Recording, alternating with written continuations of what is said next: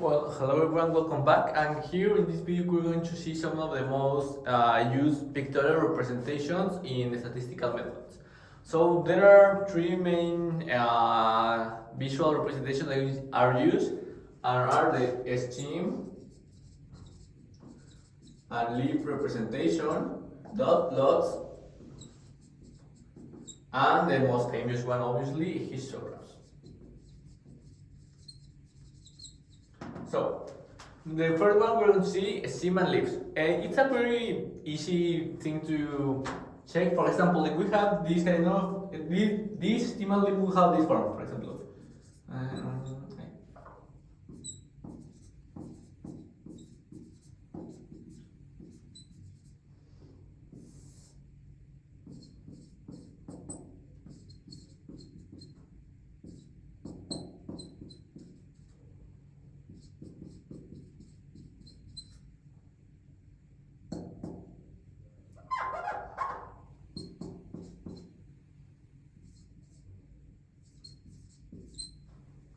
So this is the form that an scheme and leaf diagram has.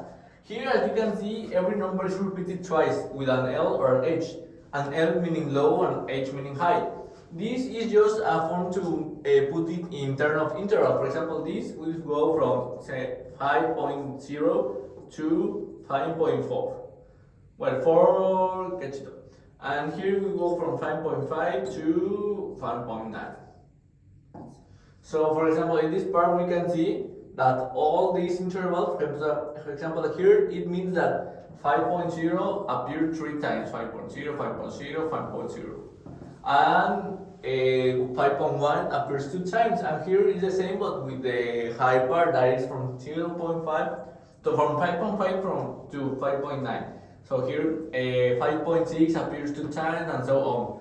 So this is basically the scheme and leaf. This is useful to check, for example, for the peaks in the data and that kind of stuff. It's really useful to use. The second one is dot plots. Dot plots is useful only when you have a small quantity of data, because when you have too high quantity of data, it starts to be a little bit messy. So, for example, a dot plot is basically a dot plot. Yes,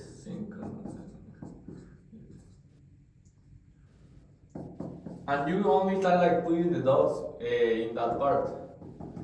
This is for the decimal part, and you put the other dot, blah blah blah.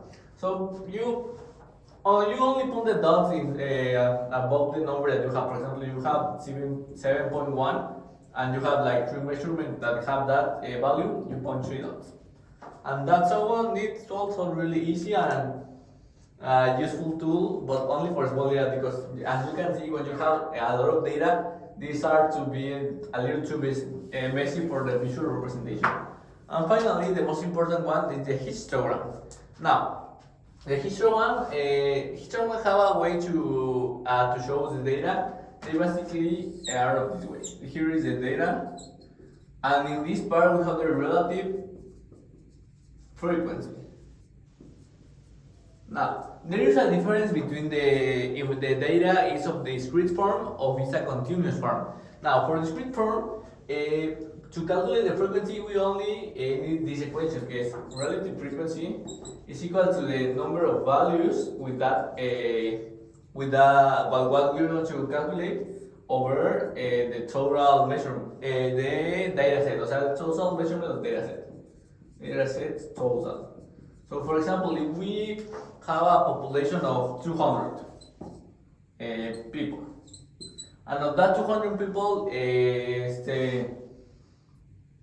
91 are of age 22.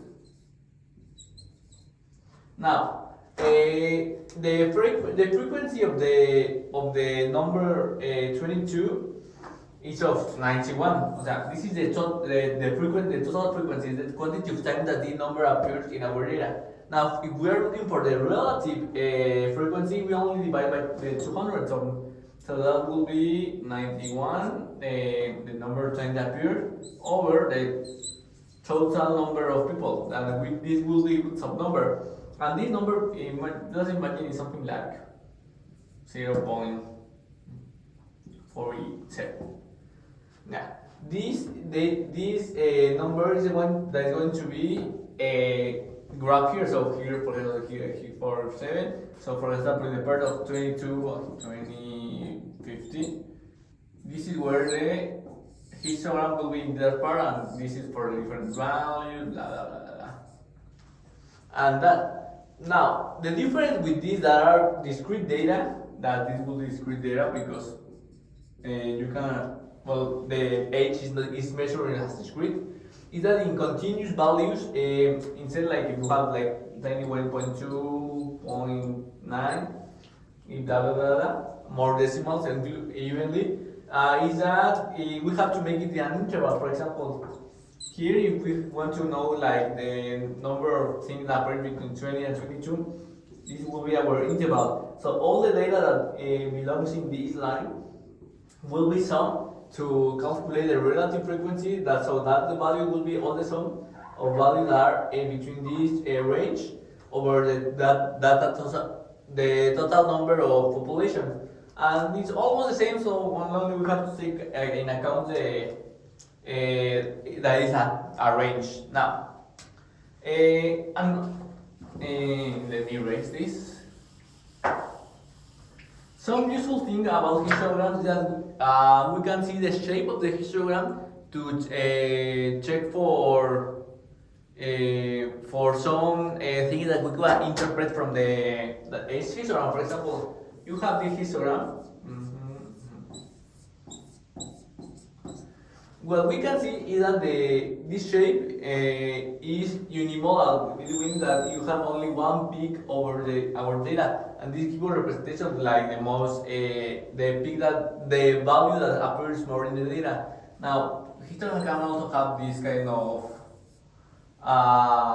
shape that will be a B-model, and also we can see like the skewness of the data. For example, if we have this or we have this. This means this is a positively skewed histogram and this is a negatively skewed histogram. This gives us like the trend of the data and how the data is behaving, and we can see in a visual way and an easy way. So this is the video of today. Thank you for seeing.